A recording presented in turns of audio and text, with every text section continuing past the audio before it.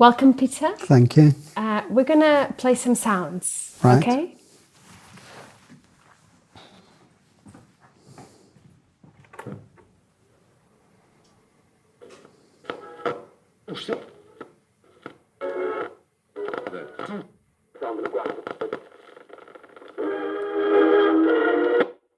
Médico e profissional de classe médica, esperando a sua ocorrência aos hospitais, a fim de prestar a sua eventual colaboração que seja sinceramente desnecessária.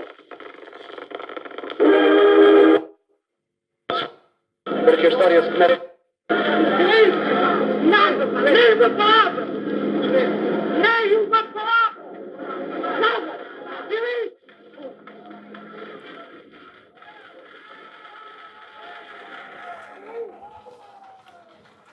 So, do you recognize any of these sounds we are playing? No, I don't know where it's from. Tell me. They're sounds from the Portuguese Revolution, Yes, so, from the 25th of April. Not the 25th of April, but yes, I recognize Yes, obviously. yes, exactly. The wonderful- Ricardo, we have the record there. So this is a record of the day, the actual amazing. day. Right. So we played first just a little excerpt of what Joaquim Furtado read on the radio from the armed forces, the movement. Right. And then there's some sound footage of people outside the PID Right. headquarters, Yeah. asking them to come out. So Fantastic. I haven't come across this, but obviously I know about it. yes, So, that's why you're here. of course. So, Peter, we wanted to start by asking you just the background. Where are you from? Where did you grow up? But also your family background. Can you tell us a little bit about that?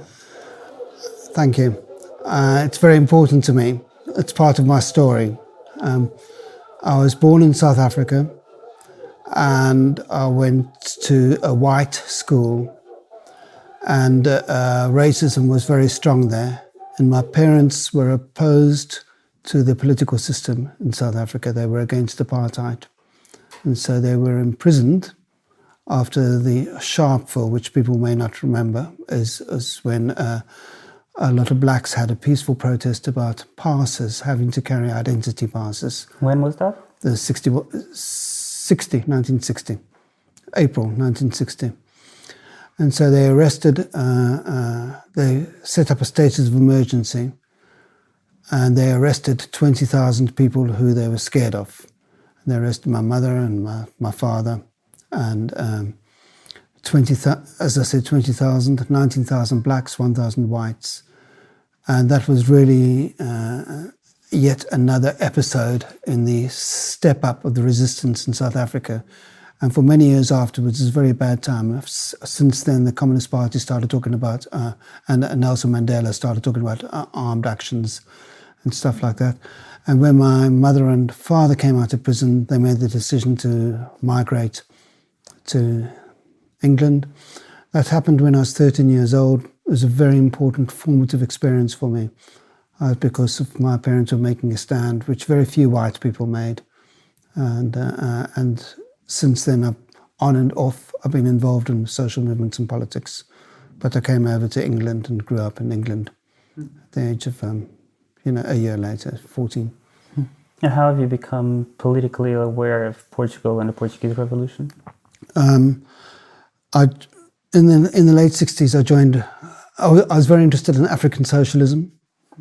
Then people said you can't just have African socialism, it's a utopian thing. So I became very interested in the notion of socialism of people from below.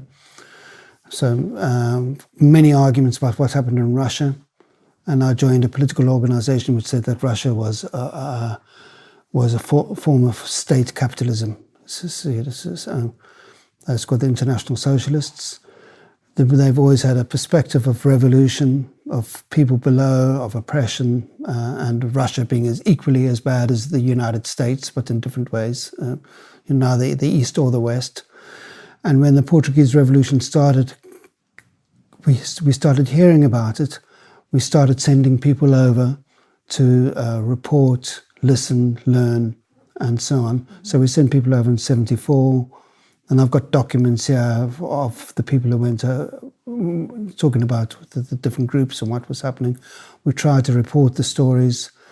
I was at that time a political organiser in Manchester for what was called the International Socialists.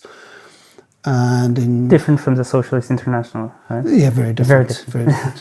How many were in your group in England? In England, about 3,000. 3,000. It's a big group. So it's the most important of the far left groups. Trotskyists? No, the breakaway it's more independent than Trotskyists. Although we saw obviously Trotsky fought against Stalin, and that's but the development of the theory was that it wasn't this is getting very narrow in terms of jargon and stuff like that, but it wasn't a degenerated workers' state. It was actually became a new state, like a capitalist state, but just controlled centrally. So we broke to some extent from the Trotskyist tradition. We're more independent. It's called state capitalist. But in a way, we can get locked into the language, and it's important, but to understand that Portugal was important, you didn't have to come from our background to understand. There are a lot of people from the left, but we particularly emphasised and we saw that Portugal was an opening for the rest of Europe, and it certainly was in lots of ways. The establishments were very, very worried about Portugal. I remember speaking to somebody from the Italian army, and he told me how Italian troops went on the streets and demonstrations in support of Portugal, wearing the uniforms and wearing red scarves around their face so they wouldn't be identified. That level of insubordination in the Italian army was very, very scary. And you also had insubordination in the French army.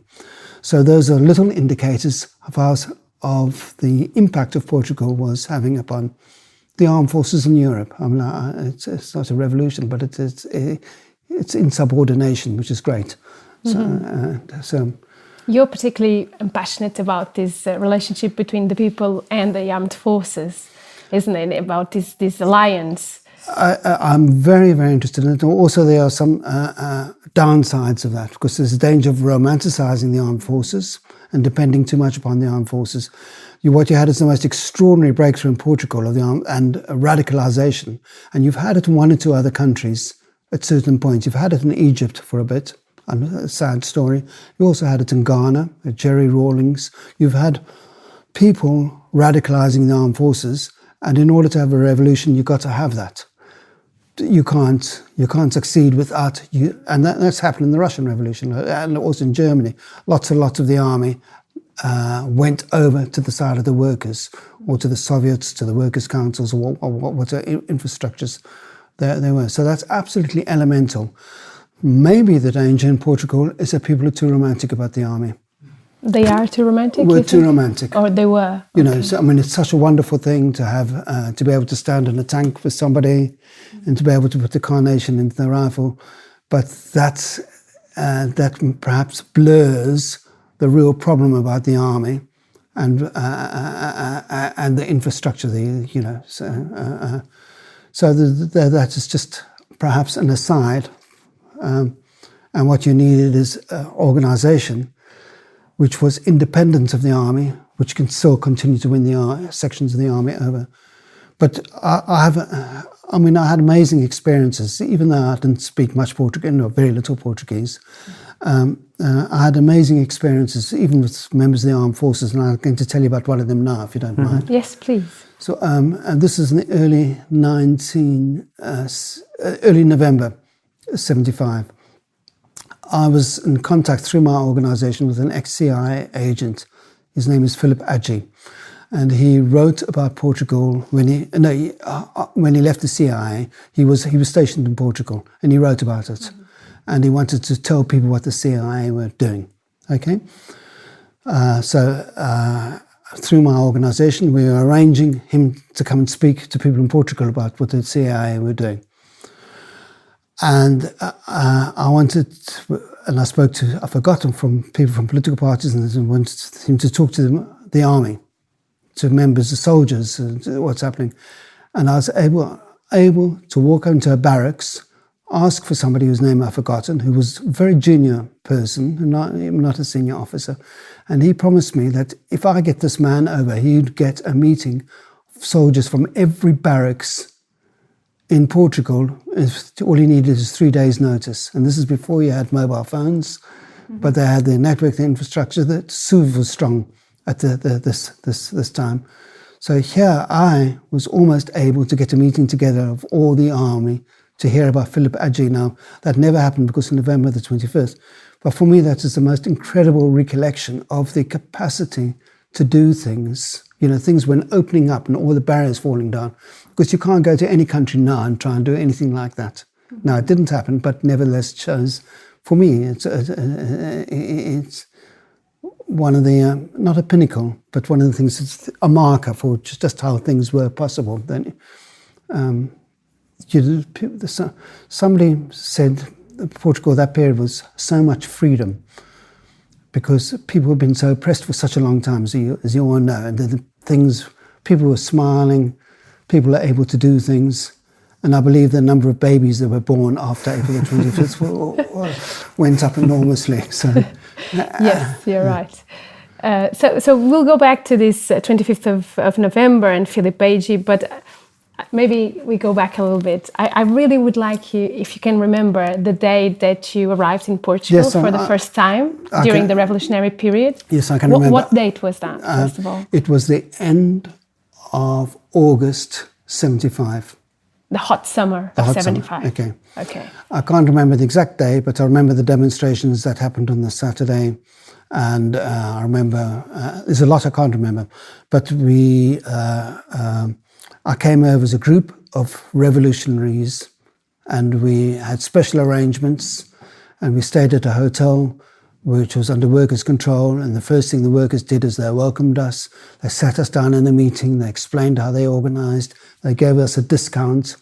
So I stayed in that hotel for a week. But what does that mean? What does workers controlling the hotel actually mean? It means that the managers had run away or been kicked out, I don't know. But I think a lot of times managers were so scared of what was happening that they left the country. And or the owners, and so the workers had to run the place themselves. And also the tourist industry was chaotic, and so they're very keen to have any tourists, revolutionaries especially. So, And what does that mean? What does revolutionary tourist actually mean? Well, we didn't go for the sun and for the fado.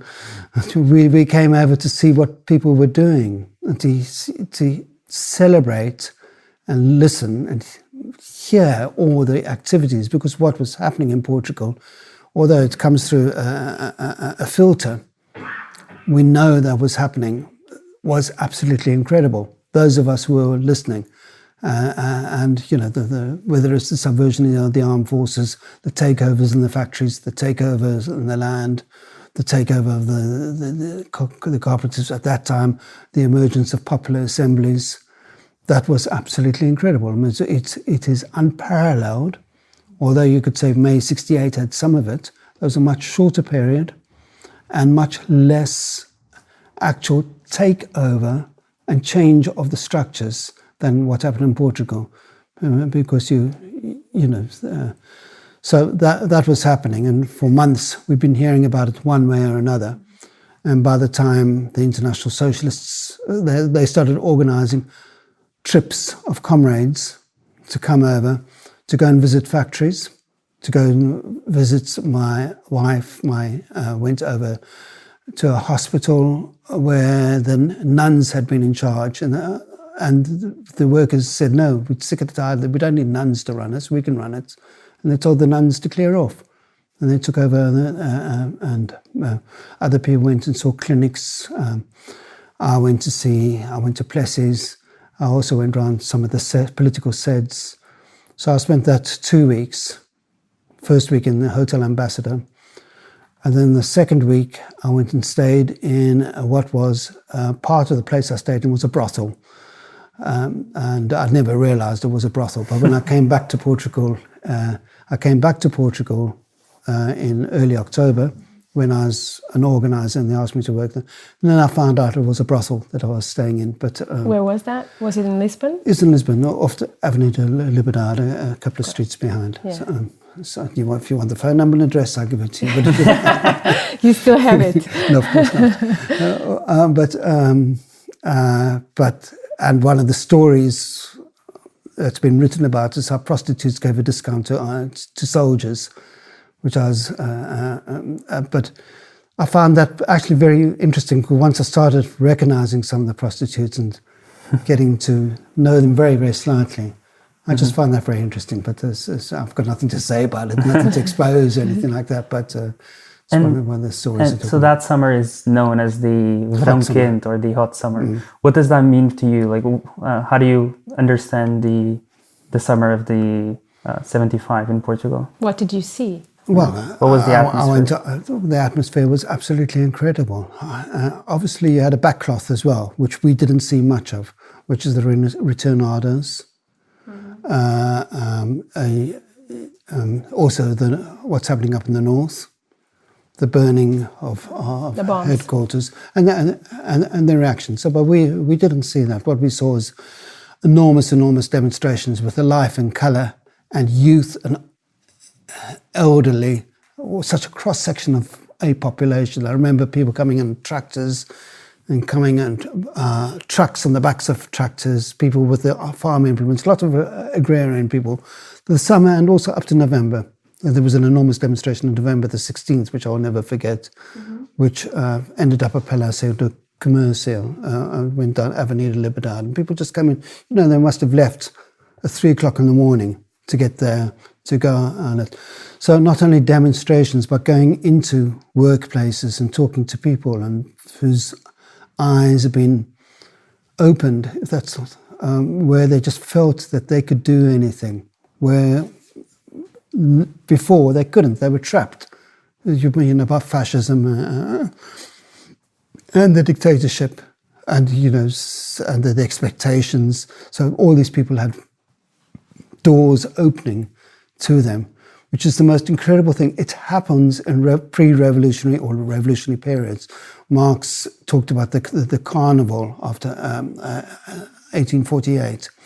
And there are uprisings and the most incredible communal spirits, which are very, very hard to imagine, but we know about it. And it's endemic in revolutionary processes where people get together and organize in ways that you've never, which then don't believe that it's possible. And we saw some of that, and this is perhaps the most vivid experience from Western Europe, since, of course, I think it's in many respects more vivid than May 68, since the Second World War. Certainly Western Europe, you also have had some things like the Hungarian uprising of 56 and so on, but they are very marginal compared to what's happened in Portugal. So you stayed 2 weeks first time. Then I went back. Then you went back. As a political organizer. One of the things I helped organize was we had a speaker from Lijnav who came in. The company? Yes, so his name is Carlos Nunes, I think. I've got it here. And he was a young militant, a lovely, raw fellow who joined the PRP. And he was elected, he's one of the minority of the PRP on the Workers' Committee, because I think the Workers' Committee was dominated by Maoists, UDP, and had some Communist Party people there. But anyway, he was a young fighter. And he came, I helped organise meetings in my city, Manchester. And I organised meetings at 60, 70. I organised with comrades. He went and saw an small engineering factory in Manchester, and he spoke to all the workers. There's 20 people there. They stopped there, at their lunchtime. They stopped and they listened to him. They had a translator. I tried to organise a meeting with shipyard workers. Nobody turned up because we didn't have enough connections in the Manchester shipyards. And we organised meetings in Stockport in Manchester, about 60, 70 people. I've still got the leaflets. And we had an organising committee in Manchester, support the Portuguese workers' revolution. And we tried to get links between factories in our area and in So I did that as a general political organizer, but Portugal was obviously aflame. And then after a few weeks, my organisation sent me back to Portugal to become a full-time organiser. They sent 2 of us across because we said we've got to take this really seriously. And so I went back in... when was that? Early October. Early October. Yeah, just after Carlos Nunes came over. And for how long were you here then? Until May 76. So you were here during the 25th of November? Yes. One of the things I remember very clearly is I had a friend who stayed in the PRP set in Barreiro. And he always picked up the gossip and the news and the information, whereas I was stuck in this brothel. I didn't pick much up.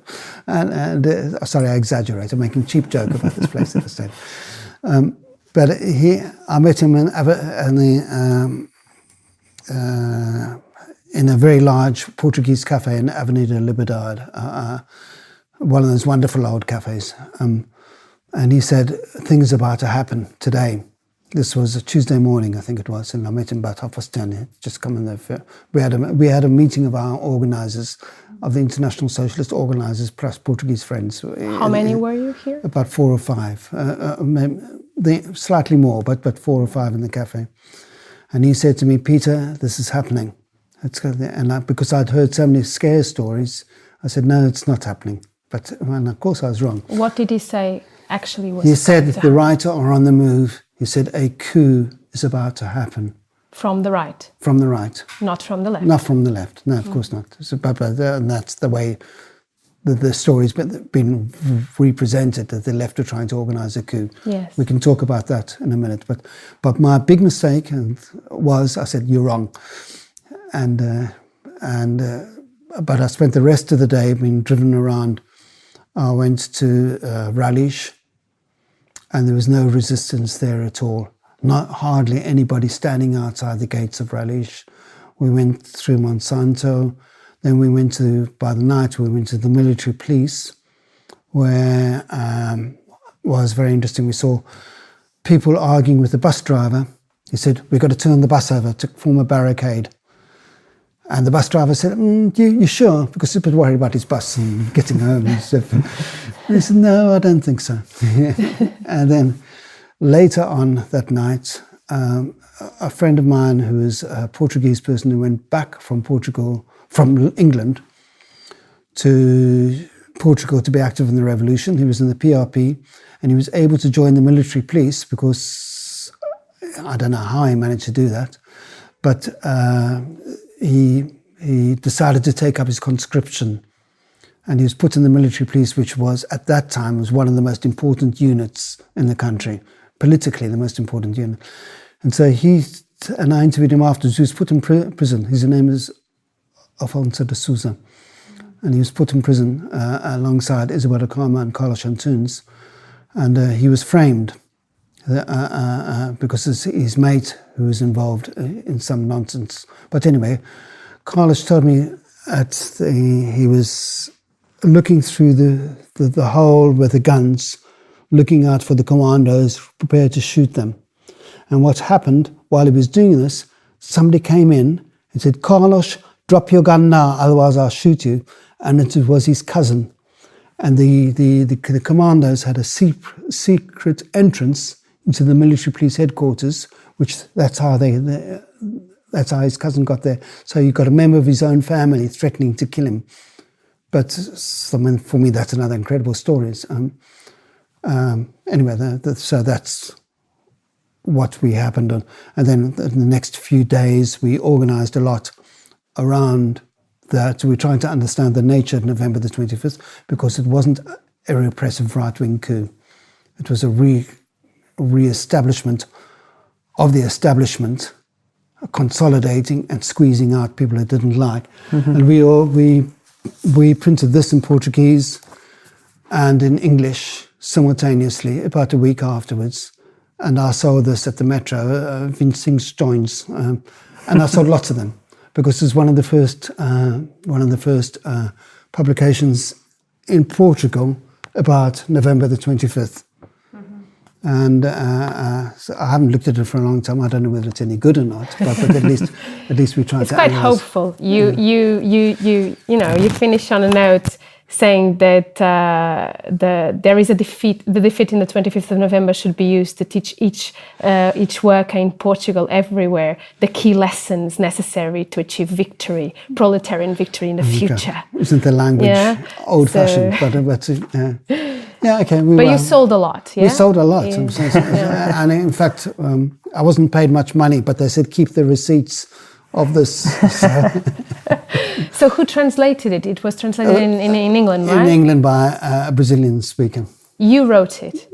I know, a man called Tony Cliff and Tony Chris Cliff. Harman wrote it. Okay. I was advised a little bit in it. I never wrote it, because but I was too busy anyway. And they're theorists, and so they try to analyse it. I talked on the phone, but they wrote it. And translated badly, I believe, but we had it in English and we had it in Portuguese, and we moved very fast. We also came over. I've got the note somewhere in there. I had an interview with the PRP on the 3rd of December, and one of our leading comrades came across with a lot of money.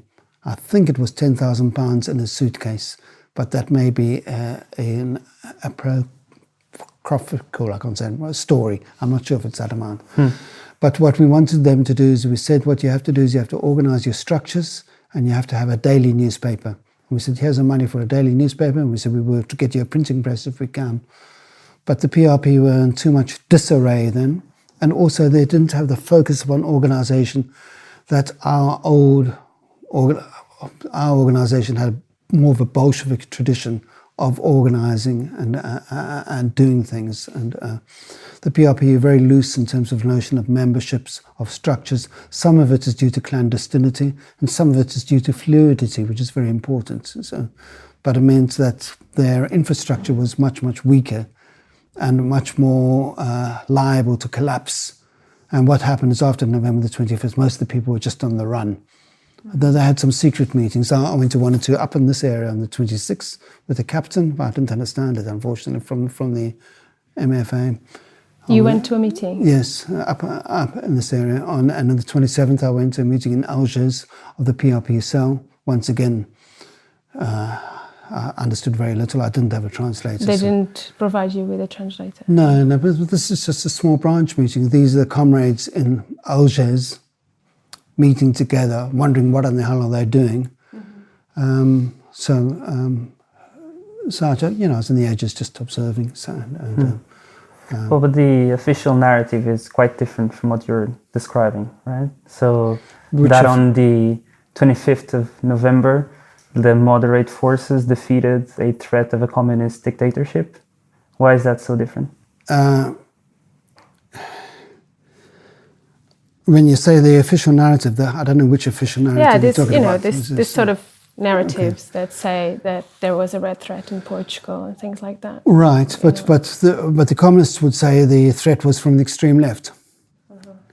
And they would say that it's not the communists, it's the uncontrollables who are on the edge of the Communist Party, who are very possibly heavily influenced by the extreme left. I think you would find that some narratives would say that the Communist Party wanted to exclude that danger, and they made a deal with Costa-Gomes and others about how to modernise Portugal.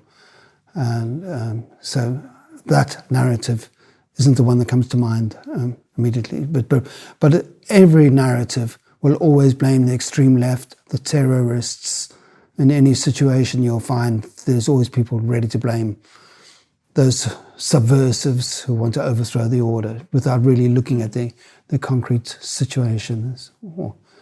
So I suppose also what Ricardo is saying is that there is this idea that the 25th of November is like this prime point for democratic normalization after a period of upheaval and excess and whatever, and that it really, the foundation of Portuguese democracy, that some people say, starts actually with the 25th of November rather than with the 25th of April, you know. So, and in that sense, it is sustained by this idea that there was this leftist coup being prepared, from which we were saved from this other coup from the moderates. So this is kind of the official narrative. I agree with that narrative, except for one sentence. Okay. The foundation of democracy goes back to the people owning and doing things themselves. And the foundation of democracy started on April 25th, when people took to the streets and they started making a noise and they started organizing themselves. And the 25th of November was a consolidation, getting rid of the extreme left, if you like, getting rid of the uncontrollables, or whether it's the people in various regiments. So the establishment had to control that. But what they did is Portuguese democracy was much stronger after November the 25th because of what happened before November the 25th. So, if you didn't, November the 25th still made concessions to agrarian reform. Lots of workers' rights were given. Some of the occupation of the flats and the houses were apartments. I don't know much, but it was consolidated because of the popular force movement, not because of the so-called democratic regime. But what was very interesting is that social democracy decided not to stamp on the movement. The Chilean solution wasn't a solution because of the strength of the movement. They were scared to take the movement on head on. But what they are able to do is to cut off some of the most extreme wings and, to some extent, normalize it. So Portugal moved from fascist, if you want to call it that, to a social democratic system. And that was part of that tradition. So I think one of the big mistakes of the Portuguese left was to exaggerate the danger of the return of fascism. And it deflected us from seeing what social democracy was capable of doing and understanding that Kissinger and others don't always think about the Chile model. There were other social democracies like a beast which can move in different directions, and we underestimated the responsiveness and the capability of capitalism to adapt itself in different situations. And so you lived here also after the 25th of November through to 76. What was through the Gadoops, and I think I left around about the time of Tello's. I might have left before, but the presidential elections. So, explain that. Explain what was that day and what happened during those elections. And the Gadoops, you could explain the Gadoops. Yeah. Not very well, because I haven't thought about it for a long time. But the Gadoops were an attempt to get the left together in organising committees, trying to harness some of the energy of the left. There was still a lot of energy in some ways, especially in terms of resistance to defending workers' rights. And there was still quite a lot of strikes, even though the number went down enormously. And so I went round and I visited people and I talked to them. I also went and stayed in an agricultural cooperative, Saudade de Luís, which is south of Setúbal. And I worked there for a few days and I just saw the way that the women were involved and how they transformed the land, how they started growing rice. The water there was for shooting ducks, for breeding ducks and shooting them, and they used that water once the owners had gone to grow rice there. And people from Setúbal, from Sitnav, came down, brought tomatoes. I think I got the story right. Might have taken tomatoes away, and I think they brought fish and they made fish stew and we had a lovely time. But and they made sheep's cheeses, which was an unusual product, and tried to create a market for that. So after November the 25th, there was still attempted consolidation of cooperatives, and still an attempt to pull the left together. But it was pretty the Gadoops, with hindsight, even though a lot of us followed it and had hope in it, they were not fantastically significant. Basically, the movement had been defeated. Not that many people were killed or many people imprisoned, but they were defeated by November the 25th. and the left didn't have the capacity to reorient itself and to understand what's happening. And I think that process of understanding is still happening. What do you mean by that? Well, certainly when I came back to Portugal 5 years ago, there were very, very few books about the Portuguese Revolution. And they were mainly memoirs of captains and officers and stuff like that. And the story of the workers and what happened in Portugal is hardly shown in Portuguese bookshops and also in English bookshops. Very few books in England about the books. Obviously, there's 1 or 2 books that you've got here, what I'm finding is that people are trying to analyse more now than I've known before. Can you pass me Peter's book? Yes. You write something on the intro of this book, on page 4. It's something like, a visitor to Portugal now would see little evidence of those Alsacian and believable days. Some wall paintings may be visible, a slender tribute to the creativity of the painters, people with little artistic and political training who, within months, painted gigantic murals. Since then, the whole thing has been allowed to dissolve. Only a handful of books has appeared in English. It is almost as if nothing happened, as if we have nothing to learn. I think I wrote that quite a few years ago, maybe 20 odd years ago. 99. Right. And that's true. There's very little evidence. Very few people able to talk about it. I think for some people it's been like a dream of drugs, and you can't explain that in ordinary language easily. But I know that when you've been talking to people, that they start talking about it and they want to talk about it, and it's perhaps the most important thing, a single set of events other than their marriage and deaths in the family, but external events that's happened in their lives. But there's an enormous role to try to capture it, analyse it, and piece the story together. And I think that was true 20 years ago, and I think it's coming together now, but there's all sorts of dangers in piecing together the story now. Can you expand on that? What dangers do you think there are? Romanticisation, distortion of memories, perhaps things need to be locked into context. You know, the reason that the birth rate went up after April the 25th was because of the overthrow of fascism. It's not just because suddenly people became happy and made love to each other.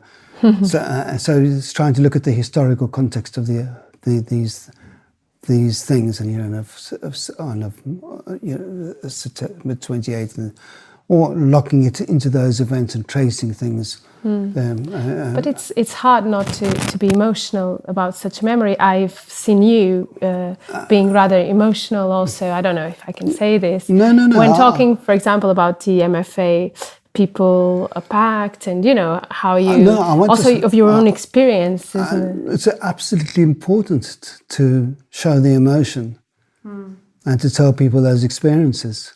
But also the question of how do you locate it, how do you consolidate it. I think it's very important to not just take it from the. There's a danger of let's say, my grandfather. Well, this isn't true, but if he went to the war, he would come back, or went to the colonies, come back and tell stories, and they get out of context, and they become very just icons.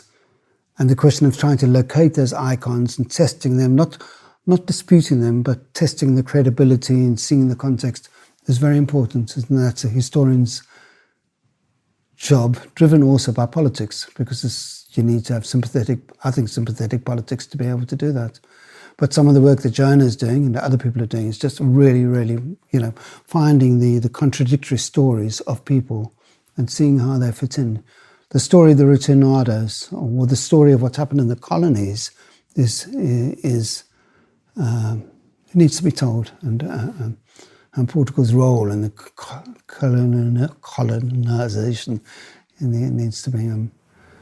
But why do you think it's not told? What's the reason? Well, firstly, is that the victors don't want to tell the stories of the people that they smashed.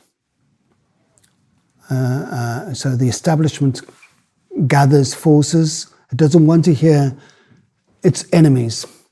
Now, there will be obvious examples where in Hungary, in 56, the uprisings in the factories were untold story, and the Communist Party don't want anybody to know about it. And so they would discredit all those stories of CI and stuff like that. You also had this, although it's a much more benign establishment, they don't want, and the money for the research institutions, with this, and also a lot of people were tired after November the 25th. So they don't want to hear about, it's going on and on and on about the glorification about it. They just want to get on with their lives. So you've got the victors, oppression, the conjunction of economics and research and stuff like that. You've got the exhaustion of people, you've got demoralization. But after every defeat, it's very difficult to pull out the stories again. In Portugal, maybe less so, because people weren't physically executed or not. And there's a lot of people with lots of memories one way or another. So, Peter, can I ask you, when did the revolution end? I think November the 25th, 75. That's when you can say it was social democracy. But that's your perspective as a person who has studied and thought about. But you've been here, so you've seen how things were still going on. So from that perspective of a person who was here after November the 25th, when do you think it really ended? I wrote home on the November the 25th, and I said, this is the end of the revolution. Now, but the problem in the revolution is that's a finite word, because it's basically, I don't want to call it, I often call it, as you do, revolutionary process. So it's the process, but I think that really after November the 25th it went down enormously. And so although there was still a lot of resistance and hope and excitement, the fact is that you could no longer count on the military. But basically, if I'm asked for a date, I would say that's when it ended. So, you wrote home. You wrote to your wife, and to my mother. I've got those letters somewhere. And you told them the revolution. The words lie in that effect. Yes. If I dig it, I've got a. I can't remember. I had a very cliched phrase, but it wasn't a beautiful letter. But basically that's, and I was still inspired and interested, and that's why I stayed there. And we had hope, as is expressed in the in that pamphlet. Yeah. We had hope. Us revolutionaries always have hope about the future. But the question is, you've got to know when it goes from Monday to Tuesday, and now I'm clear that November the 25th was the end of that process. But what I did is I went away and I wanted to write about it. And I spent 10 years writing this thesis, but I was at the same time trying to get a job. Became a parent. I had a job, but I was no longer a political organizer.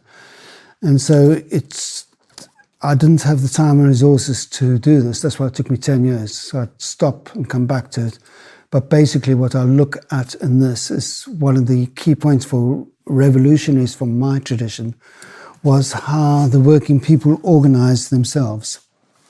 Because what you need is, in Russia it's called Soviets, but in every revolutionary situation you've had workers' councils, not necessarily just of workers, but workers' organizations coming together with other organizations. It could be residents and community organizations forming their own organizations. And that becomes the base for dual power, an alternative power to the state, and it gives something that gives the confidence and perhaps gives the food. It's something which the military did in the first place. I've forgotten the name. What was the barracks that Otello organised the coup from? From that Pontinha? Pontinha, in that area. The military had a good relationship with the residents there, and they used military machines to improve some of the roads and to help build their infrastructure. And so what happens in revolutionary situations or pre-revolutionary situations, the Black Panthers did it also a lot, is they started feeding people. And the reason they got through to the members of the population is because they started feeding, or they helped organising educational programs. When you get that self-organisation happening, that is the basis of a revolution. You need those. You can call them workers' council Soviets, but they've always emerged in revolutionary situations. It's not just the party with the politics, it's the infrastructure on the ground where people get together. So my thesis looks at embryonic workers' councils, where the first thing I look at is the interempresas. There's the factory committees across Lisbon, which had an amazing power and organised some really wonderful things in middle and late 74. Then I looked at something called the CRTSMs, which was an organisation by the PRP mainly, but with members of the left army. And they're commissions de residents, soldiers and workers, I think it was, CRTSMs, trying to get them together to try to set up a counter-power. That was very formulaic and didn't have roots, but what I wrote about the connections there. It was very, very connected with the infighting inside the MFA and the 5th Division and all those sorts of things. So it was a project partly created by Otello and out of Copcom. So I looked at that. I looked at the popular assemblies. And I tried to count the popular assemblies. I think there's about 30 or 40 in the documents that emerged, and some of the things that they did, and many of the things they didn't do. And the last thing I looked at is a Setúbal Committee de Luta, which I think was the most amazing organisation. Not so much the committee as the infrastructure that happened there, and the connections they had with the building workers, the connections they had with the barracks, the connections they had with Setnav. And if we had a lot more places like that, then we might have been able to resist November the 25th much more. And can you explain what that is? Explain what? These committees? Yeah. The Setúbal Committee de Luta? For example. Yes, but I'm doing it off memory now. So I've got it written up in detail. It was a meeting of the residents plus people from factories, including Setnav, and including members of the military. And they met every week. And also, what's a very important thing that happened was the takeover of the newspaper, Setúbalense, in early October of 75. And there was a very big march, maybe 30,000, 20,000 people. It was where they supported the workers and wanted to run them. And what the newspapers did, like Republica, was they published all the stories of the local people. Very often the stories weren't edited, and they're written by local people, and they were just communiques from the factories, and very, very boring. But nevertheless, so you had the workers' newspaper, you had the barracks who were prepared to defend the workers, you had they had some talk with the construction workers, the building workers. But one of the criticisms of my times, I remember the building workers coming in to talk about their struggles, and the people weren't really interested. And the building workers' struggle, as my friend George is sitting over there, we've talked about it earlier today, was fantastically important, because that was the real threatening, is when the building workers forced they surrounded the parliament, and the government said, we can't govern here. So you had elements of the building workers' struggle there, and you had Setnav, which is just, and you had, so they organised through if you want to call it a Soviet. I know that's a Russian word, but it's that tradition. They organised, and they had subcommittees. They talked about land. They talked about rents. This book talks about that. A lot of that in that book. So it talks about the control of the rents by the people in the area. It wasn't by government officials, it was by the people in the area demanding and saying this is what's there.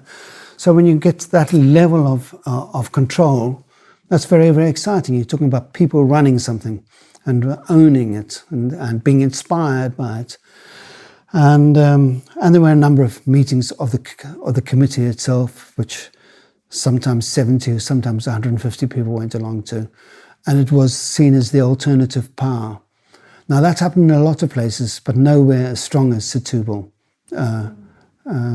And that is one of the inspirations that I want people to remember, because these organizations happen always when people come together.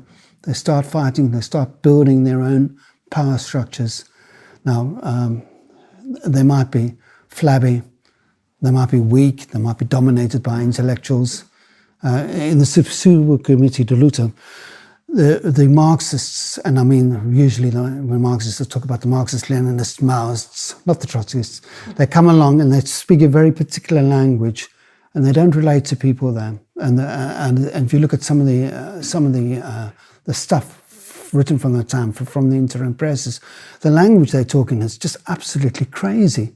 And how can you start talking about Albania being the socialist future and stuff like, absolutely, I can't believe that anybody could ever relate. But there's a woman in Setúbal Committee de Luta, she said that the people would teach those people to learn how to speak normally. And she said we would find ways of overcoming the sectarianism and the dead ideology of some sections of the far left, and we'd start finding a way of working together. And that's absolutely wonderful. It's where people learn to become people, if you like. I may sound condescending, but I'm sure many of you, well, I'm not sure if many of you have seen the old left at work, and how out of touch they can be, and how locked into their ideology. I've read the pamphlets. It is very, very sad. Yes. But you saw this revolutionary process happening in Setúbal, and I know it happened in lots of places, but Setúbal I think is the most. And I would argue that, and I do in my thesis, or maybe in that little booklet, that if the other areas had been like Setúbal, but you still needed a national coordinated response to November the 25th. So you needed the barracks in the various areas to say, don't give in to the commandos, we're on your side. You need a national infrastructure. And how that infrastructure is built is another matter, but that is still, you can't have local insurrections like you did in 1932 in Marina Grande without it being, it has to be connected. Otherwise, it's going to be smashed like it was in Marina Grande. So, I think it was 32. So. Peter, can I ask you something about, in this thesis, you interview former revolutionaries or still present revolutionaries. You conduct quite a lot of interviews, as you've shown me in the list. And they're conducted after, or rather after the revolution, so 82, 1980. So how did you find these people? Well, I still had some connections with some people. No, not in that sense. So how were they? How were, okay, in terms of their relationship to the revolution or to the 25th of November? How did you find them in that sense? I don't know if I can generalize, but they were obviously, it's not the revolutionary period, but they wanted to talk, yes. Mm-hmm. Sometimes it's very hard to get hold of them. I found it very hard to get hold of TAP, some of the stories of TAP in 74, and absolutely incredible how they occupied a plane, if I remember correctly, and the militancy. So sometimes it's very hard to find these people, and for the TAPs, as Portuguese speaking, and I had to have an interpreter. But yes, then. But were they discouraged? Were they emotional? How was their relationship to the? I suspect everybody was emotional. I don't want to create generalizations, but everybody is very moved by it, and once they were there, they wanted to talk. perhaps sometimes my questions are very narrow because I'm asking about specific forms of organisation which they couldn't remember, but they were there. Your party was not an armed party, was it? Certainly not, and that was our biggest disagreement with PRP. Yes, I would like you to talk a little bit about that. So, well, I remember when I first visited the set in Pereiro, and there were maybe 20 of us from England, and the PRP militants are so proud, and there was a soldier there, or I think it was a soldier, and they wanted to show us this weapon, a semi-automatic. I can't remember whether it's called a G3 or AK3, but he wanted to teach people how to dismantle it and put it together again. And the focus, and some of the comrades, this is absolutely fantastic. It's like they've got a Che Guevara attitude or a Robin Hood attitude. We can lead the revolution with the bloody arms, so the PRP was very caught in this tradition of arms and military, and they're very proud of the fact is that they're able to free some arms. Actually, with the help of an MRPP militant, there was a truckload of arms that was stolen and redistributed to what they call good hands. They asked a comrade of ours, it was an English-speaking comrade, to drive that truck, but he refused to do that. This is MRPP through the PRP looking for a driver. Absolutely ridiculous. So, but anyway, they got that arms, and these arms were, and maybe many other arms, were stolen or requisitioned from various barracks to the PRP, or they went to Lijnav. They gave some to Lijnav by all accounts. But that focus upon the arms, I think, diverted the story, because the story of Portugal is no longer, although the army is important, it's no longer about armed things. It's very, very sectarian. It cuts you off from people. The important thing is to organise with people on the ground. Yes, if need be, you need military support in certain situations. If the army is friendly, they can come and support you. But to put the whole story around that, the PRP had a poster at the time called "Unite, Organise and Arm," and I was thinking of Lenin. He said, "Land, peace and bread." One is entirely internal process and operational. The other one is about reaching out to people. And that was the core of my and our arguments. Don't emphasize the arms in the way that you've done. The whole story isn't about arms. Arms are a tool. There's a place for them. But to write the story around that narrative was wrong. And so that was a major ideological disagreement with them, and also to some extent within an organisation, because an organisation, they're young revolutionaries coming over there. They see these sorts of things. They get excited by it. But at that time, we had internal arguments about that sort of thing. So I don't know if that answers your point. But that's very, very useful for us to understand the difference.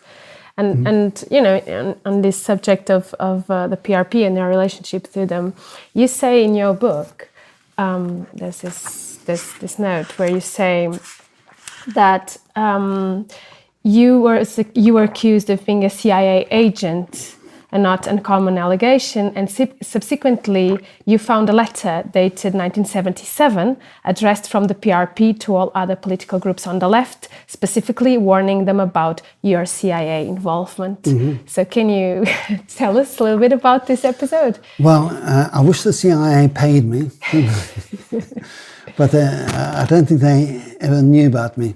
So, it was, we talked about it today, and we talked about it with George. It was just a crazy paranoia, but the PRP also had a very, these are friends, the PRP. Yes, I know. But within there, they had a very, very paranoid, militaristic, conspiratorial view, and so somebody being a member of the CIA fits in that. I fell out badly with the PRP. They refused to talk to me. And what happens when you have a period of political bankruptcy and despair, you start inventing and creating enemies which aren't there. But I must also say I helped form a committee in England in support of the Portuguese political prisoners, which included Isabel de Carmo and Carlos Chantunes. I went and saw them in prison afterwards. We had a small committee. In the 1980s? In the 1980s, okay. Early 1980s. We had a small... I saw them in prison twice. We raised money. I got members of parliament, including somebody who's dead now called Tony Benn, to sign a letter.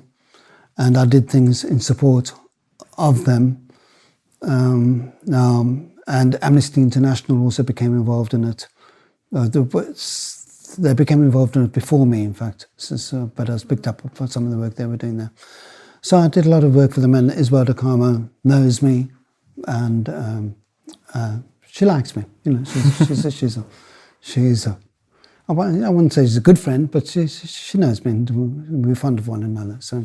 But this is just one of those also like funny episodes of the revolution and post-revolutionary period, where you find a letter accusing you of being a CIA agent. My great mistake was not to take that letter. It was in the old Measure headquarters. I'm trying to find that letter, see where it is now, because I'm very proud of it. I want to have it framed. I was also accused of being a Cuban when I was at the factory in 76. Mm-hmm. And I was visiting somebody. She'd written to socialist workers, so I thought I'd go up and see her. So I flew to Porto and then went to see her. And when I got there, the factory committee, I don't know if the factory committee was in control of the factory, but they said they wouldn't let any Cubans onto the premises. And so they insisted on interviewing me, and I can't speak Spanish, I can barely speak Portuguese. And then they realized I wasn't Spanish speaking and Portuguese, and they said, well, maybe. And so then I saw this woman afterwards. But so there was another proud moment. So. Would you read an excerpt of your book before we go? Okay. Which one? This. Well, I'll read the last phrase, I think. I'll see if there's a mistake in it. The fact remains that during those 18 months, it's 19, isn't it? Hundreds of thousands of workers took over their workplaces, the land and houses. Tens of thousands of soldiers rebelled. Nobody predicted that from a tiny political cadre, so many would try quickly to learn and to put into practice the ideas that explode from those who are exploited when they try to take control of their own destiny. Portugal 1974-75 was not an illusion. It was an extraordinary period, one that still needs to be studied and celebrated. So, thank you. Thank you, Peter.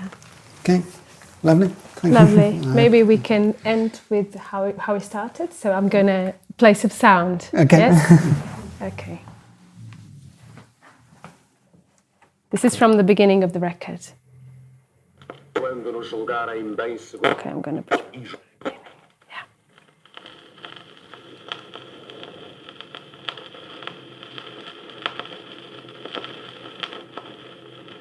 Há uma palavra clandestina em Portugal que se escreve com todas as harpas do vento. Mas quando nos julgarem bem seguros, cercados de bastões e fortalezas, hão de ruir em estrondo os altos muros. E chegará o dia das surpresas. Dia 25 de abril de 1974. Portugal descobre-se livre de um pesadelo de miséria, injustiça e luto. O povo começa a sabê-lo às 4h30 da manhã mais clara dos últimos 48 anos. Aqui, posto de comando do movimento das Forças Armadas. Okay. Thank you so much. Well, that's wonderful. I hope you can use it. Are we done? I think we're done. Thank you so much. Pleasure. Thank you, Peter. Okay.